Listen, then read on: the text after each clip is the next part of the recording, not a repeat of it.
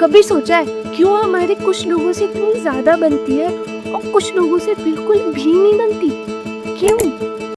ऐसा क्यों है? किसी से बात करके लगता है कि पता नहीं इसको कब से जानते हैं, और किसी से मिलके लगता है कितना गुस्से वाला है, कितना खड़ूस है, कितना चुपचाप रहता, कुछ मस्ती ही नहीं करता।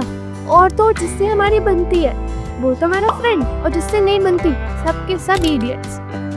क्यों होता है ये सब? कभी सोचा इस बारे में? मैंने भी नहीं सोचा, क्योंकि कभी हमें स्कूल या कॉलेजेस में बताया ही नहीं गया। तो जानते हैं इस किताब के थ्रू, सराउंडिंग बाय इडियट। इस किताब में मुलाकात हमारी 4 लोगों से होती है, लाल, पीले, हरे, गुलाबी, जो कि हमारे आसपास ही घूम रहे हैं। और उनमें से 2 कौन से हो ये भी तो पता करना है।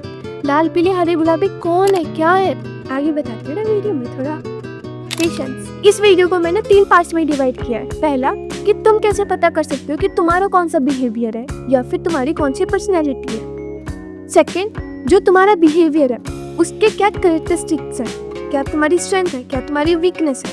थर्ड पार्ट, कि तुम डिफरेंट कलर्स के लोगों से कैसे तुम उनसे बात करो जिससे कि वो तुम्हें इडियट्स ना लगे। अब पता करते हैं कि तुम्हारा कौन सा बिहेवियर है। अपने आप से ये 3 सवाल पूछो। पहला, are you introvert or extrovert?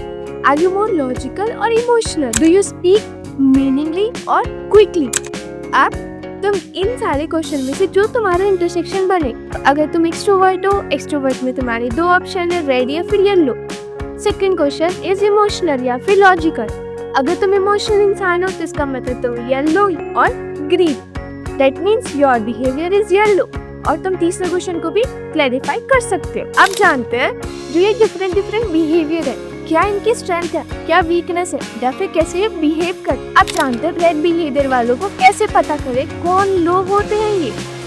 Her group में एक बंदा होता है जो सबको ऑर्डर देता है और ये बोलता है कि छोड़ो यार मैं बताता हूँ क्या करना है क्या नहीं करना, सीधा बोलता है, होता ही नहीं होता है। अब बात करते हैं इनकी स्ट्रेंथ की। ये लोग एकदम एक्शन ओरिएंटेड होते हैं, फास्ट डिसीजन लेते हैं, काम जल्दी निपटा देते हैं, और लीडरशिप तो इनके खून में बसी होती है, बिल्कुल बॉस मटीरियल। ये इनकी स्ट्रेंथ। अब बात करते हैं इनकी वीकनेस की। ये इतने शॉर्ट टेम्पर्ड होते हैं ना कि कभी कभी लगता है कि घर में ज्वालामुखी फाड़ दे। दूसरा, इनको पेशेंस की स्पेलिंग बहुत मुश्किल से याद होती है, पेशेंस होता ही नहीं है, हमेशा फास्ट। तो अगर तुम्हें कभी लगे कि कोई इंसान तुम्हें ऑर्डर पे ऑर्डर दिए जा रहा है तो टेंशन मत लो, मे बी तुम किसी रेड के सामने खड़े हो। अब बात करते हैं येलो बिहेवियर का। कौन लोग होते हैं ये और क्या बिहेवियर शो करते हैं जिससे कि हम पता कर सके कि ये येलो बिहेवियर पर्सन। हर ग्रुप में एक बंदा होता है जो एंट्री लेते बोलता है पार्टी अब शुरू हुई है। इनकी स्ट्रेंथ, ये फुल एंटरटेनमेंट होता है, इनके अंदर इतने एनर्जेटिक होते हैं कि एनर्जी भरी रहती है, क्रिएटिव आइडियाज लाते हैं ये, और जहाँ जाते हैं वही माहौल बना देता है डीजे वाले बाबू।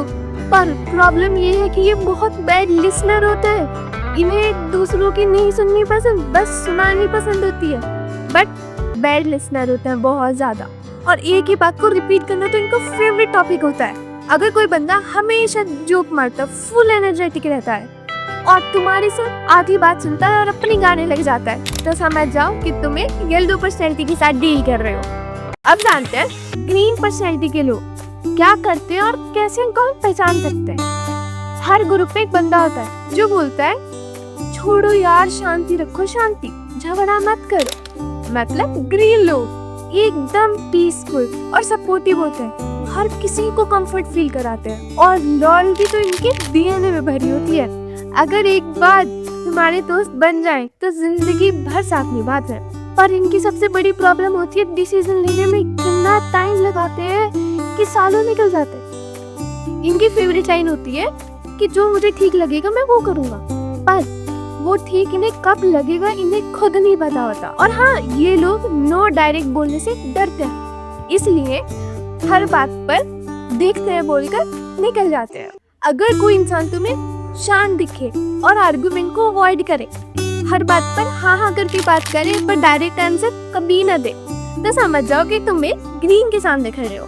अब बात करते हैं ब्लू बिहेवियर के बारे में। इन लोगों को कैसे पहचाने, क्या करते हैं क्या नहीं करते, किस तरीके से इनसे बात करें। देखो हर ग्रुप में एक बंदा होता है जो बोलता है डाटा किधर है, प्रूफ दिखाओ प्रूफ। ब्लू लोग डिटेल ओरिएंटेड, डिसिप्लिन और सुपर ऑर्गेनाइज्ड होते हैं। इनके बिना कोई भी प्रोजेक्ट का सिस्टम बिगड़ जाता है। मतलब असली ह्यूमन एक्सेल शीट। पर प्रॉब्लम ये है कि ये लोग परफेक्शन के इतने ज़्यादा ऑब्सेस्ड हो जाते हैं ना कि अगर कोई स्पेलिंग भी मिस्टेक हो जाए ना, स्पेलिंग में भी, तो इनका बीपी हाई हो जाता है। और फन के नाम पर इनकी डिक्शनरी में सिर्फ एक ही वर्ड है, focus on rules. Focus focus focus. तो अगर कोई बंदा तुम पे क्वेश्चन करे, फाइल को डबल चेक करे और तुम्हें लगे कि तुम ऐसे एग्जाम हॉल में बैठे हो, तो समझ जाओ कि तुम्हारे सामने ब्लू पर्सनैलिटी वो लोग बैठे हुए हैं। तुम्हारे ग्रुप में एक बंदा होता है जो हर किसी को ऑर्डर देता है और हर चीज़ को कंट्रोल करने की कोशिश करता है, जो कि कभी दूसरों की सुनता ही नहीं है। ये होते हैं रेड पर्सनैलिटी वाले लोग। इन लोगों से किस तरीके से बात करनी चाहिए और क्या नहीं करना चाहिए, सीधा पॉइंट पे बात करो। फास्ट और कॉन्फिडेंट टोन रखो। ऑप्शन कम से कम दो, मैक्सिमम दो। क्या नहीं करना चाहिए, गोल मटोल बातें मत करो। अननेसेसरी डिटेल्स मत दो। ज़्यादा इमोशनल मत हो। येलो पर्सनैलिटी के लोग फुल एनर्जेटिक होता है, फनी होता है, पर इनसे बात करना इतना इजी नहीं है। चलो देखते हैं इनसे कैसे कनेक्ट करें। जब बात करें येलो पर्सनैलिटी से तो क्या करना चाहिए और क्या नहीं करना चाहिए। पहले डील करते हैं क्या करना चाहिए। एनर्जेटिक और फ्रेंडली टोन यूज करो, थोड़ी एक्साइटमेंट दिखाओ। जब भी बात करो तो थोड़ा मजाक और थोड़ा क्रिएटिव एंगल्स को डालो। अब क्या नहीं करना चाहिए। पहला, बोरिंग बातें बिल्कुल भी मत करो। सेकेंड थिंग, नेगेटिविटी या फिर कोई कंप्लेन मत करो। मेन थिंग इज नेगेटिविटी, उन्हें बिल्कुल भी नहीं पसंद आती। थर्ड थिंग इज सिर्फ नंबर और फैक्ट्स पे अटक जाना, तो ये मत करो। ग्रीन लोग शांत और लॉयल होते हैं। कभी कभी इनसे बात करना ना एक मिशन की तरह लगता है। तो तुम्हें क्या करना चाहिए और क्या नहीं करना चाहिए डिस्कस करते हैं। क्या करना चाहिए, काम और जेंटल वॉइस रखो। उनसे ऑप्शन पूछो और उनको पेशेंटली सुनो। सिक्योरिटी और ट्रस्ट को दिखाना। अब बात करने क्या नहीं करना चाहिए। इनको प्रेशर देना, लाउड या फिर अग्रेसिव टोन में बात करना या फिर सडन चेंज कर देना, ये इनको बिल्कुल भी नहीं पसंद आता। ब्लू लोग फैक्ट्स और प्रूफ के फैन होते हैं। इनसे बात करना एक एग्जाम की तरह लगता है। चलो देखते हैं इस एग्जाम को कैसे क्रैक करना है। क्या चीज करनी चाहिए, क्या चीज नहीं करनी चाहिए। डाटा, फैक्ट्स और प्रूफ के साथ बात करो। स्टेप बाय स्टेप क्लियरिटी रखो। क्वेश्चन के लिए हमेशा तैयार रहो और रिस्पेक्ट करो रूल्स की और सिस्टम की।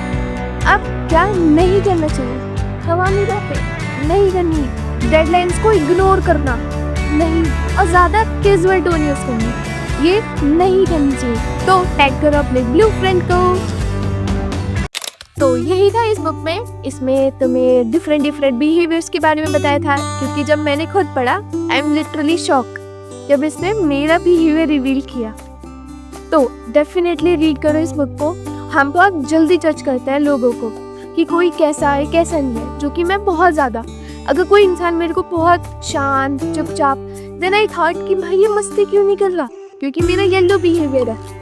तो जब मैंने ये बुक रीड करी, नाउ आई एम अंडरस्टैंड कि अच्छा वो बंदा ब्लू बिहेवियर है उसका, या फिर कोई ग्रीन है या फिर कोई रेड है जो बहुत ज़्यादा गुस्से में या फिर always power strength like this.